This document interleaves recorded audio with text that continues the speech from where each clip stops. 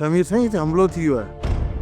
कुझु निकाह पोश माण्हू हिते असां ते हमलो करे शाह मुराद वारनि खे तव्हां खणी विया आहिनि। तूं छा थो चवे साबू?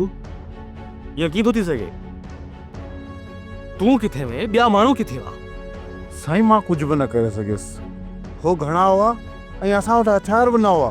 यार साबू तोखे सभु कुझु ख़बर हुई त उन्हनि माण्हुनि सां ई मुंहिंजी उमेद वाबस्ता हुई।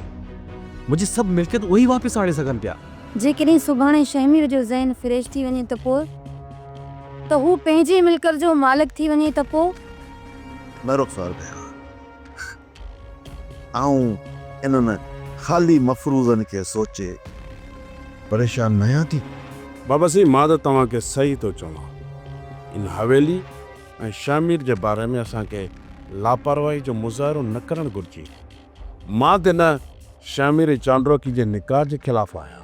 इहा जेकी चांडरोकी नाले छोकिरी आहे न, ईअं सम्झ त हुन जे रूप में मां खान बहादुर जी हवेलीअ में बम फिट करण थो वञा। तूं ॾिसजां त इहा चांडरोकी न शहरोज़ ऐं खान बहादुर जी इज़्ज़त जा जनाज़ा कढंदी।